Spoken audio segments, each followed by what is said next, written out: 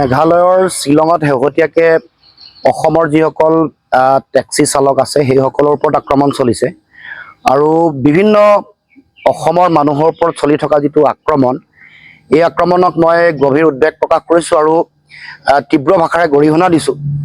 কাৰণ এনেকুৱা ধৰণৰ আক্ৰমণ কোনো কাৰণতে গ্ৰহণযোগ্য নহয়।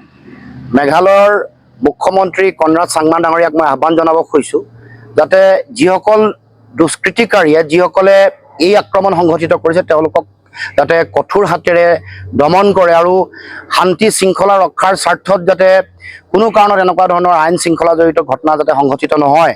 আৰু আমাৰ অসমৰ যিসকল টেক্সি চালকেই হওক বা অসমৰ পৰা পৰ্যটনৰ কাৰণে যোৱা বিভিন্ন কাৰণত শ্বিলঙলৈ যোৱা মানুহৰ ওপৰত যাতে কোনো কাৰণতে আক্ৰমণ নহয় তাৰ কাৰণে তেওঁ এক শক্তিশালী ব্যৱস্থা গ্ৰহণ কৰক। গণতান্ত্ৰিক আন্দোলনৰ প্ৰতি আমাৰ সকলোৰে শ্ৰদ্ধা আছে আৰু এগৰাকী শক্তিশালী মুখ্যমন্ত্ৰী হিচাপে কনৰাড চাংমাৰ প্ৰতি আহ্বান থাকিব যে গণতান্ত্ৰিক এই আন্দোলনৰ প্ৰতি আমাৰ সন্মান আছে, কিন্তু এনেকৈ যধে মধে গাড়ীৰ ওপৰত আক্ৰমণ, শিলা বৰ্ষণ, তাৰ লগে লগে বিভিন্ন ধৰণৰ আক্ৰমণৰ যি ঘটনা এইটো কেতিয়াও কোনো কাৰণতে গ্ৰহণযোগ্য নহয়।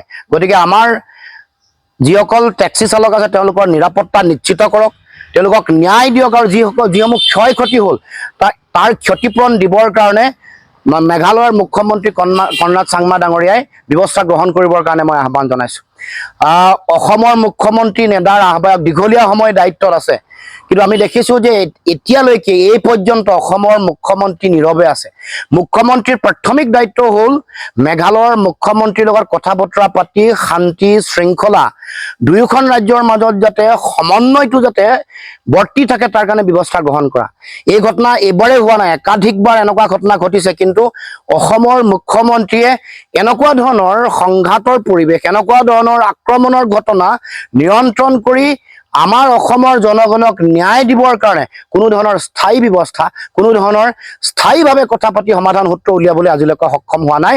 এইটো অসমৰ মুখ্যমন্ত্ৰীৰ চূড়ান্ত ব্যৰ্থতা আৰু এইটো অত্যন্ত দুৰ্ভাগ্যজনক কথা।